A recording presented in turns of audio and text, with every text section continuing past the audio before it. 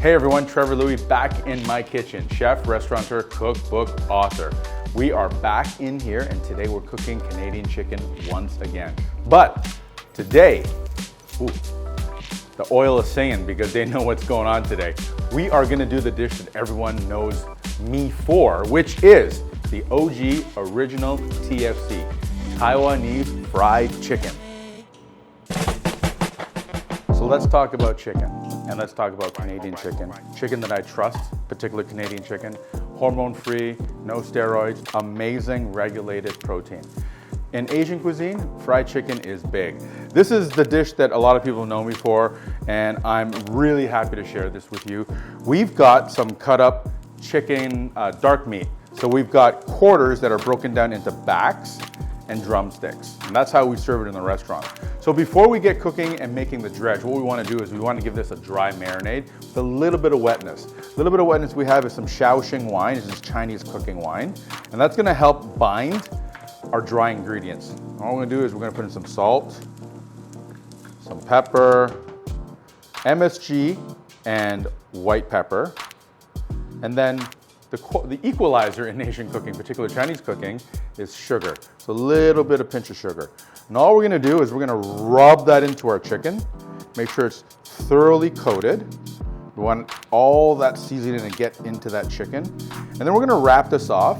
We're gonna put it into the fridge. You can do it overnight, or 4 to 6 hours is perfect. So we'll cover this up, put it away. We'll come back, we're gonna make the dredge, and then we're gonna get into frying our chicken. Okay, we've got the chicken here. It's been marinating, dry marinating in the fridge for a couple hours, and it's ready to be battered. But first, we have to make the dredge. So, in case you didn't know, my fried chicken is actually gluten-free.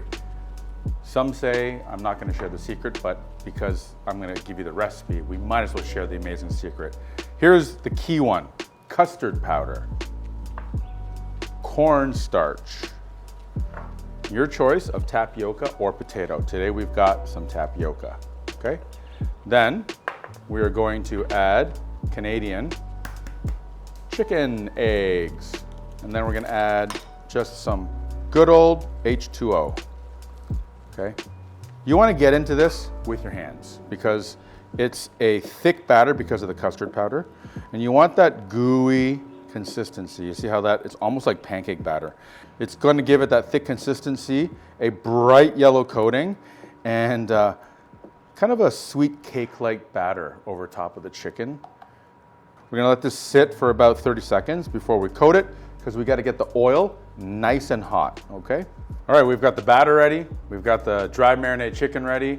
We've got some singing hot oil ready to go, neutral oil.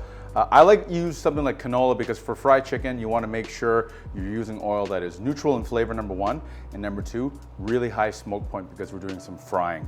Now, other thing, if you're frying at home, you want to make sure you keep your hot oil away from everything else that's wet because water and oil do not mix and it hurts if you get burnt, okay? So we're going to get a cloth, we're going to open the oil, we're going to take a look. And if you've got a probe or thermometer, it's a good idea to just pop it in there and take a look at what your temperature is like. You want to be around 365, 375, 380 is not that bad. We're going to take our chicken, okay? I'm going to throw a couple of pieces in here. Make sure it's fully covered.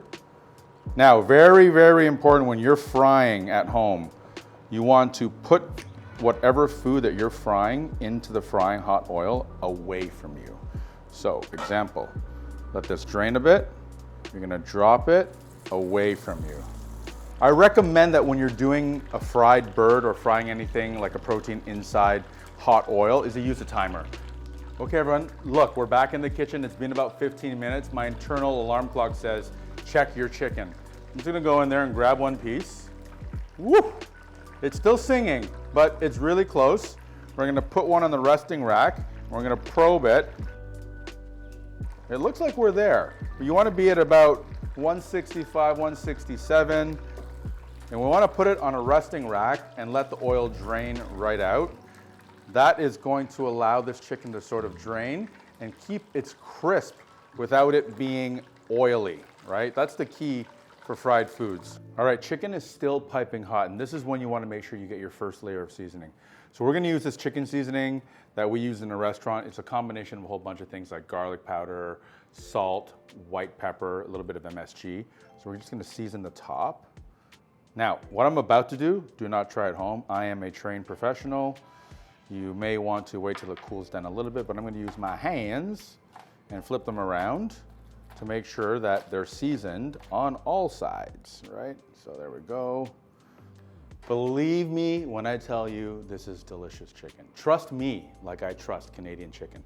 This is ready to go. So we're gonna platter this up. Got a nice platter, 3 nice back pieces and 3 nice drumsticks. That way, for a party of 2, there's no fighting on who gets what.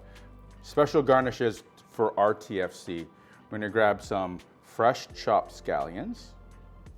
Then we're gonna get some chopped cilantro, right? Then we're gonna put in, you wanna be careful with these, but I love it in every bite, is some bird's eye chilies. We've got some full ones and we've got some chopped ones. You need citrus, okay? Lemon on the side.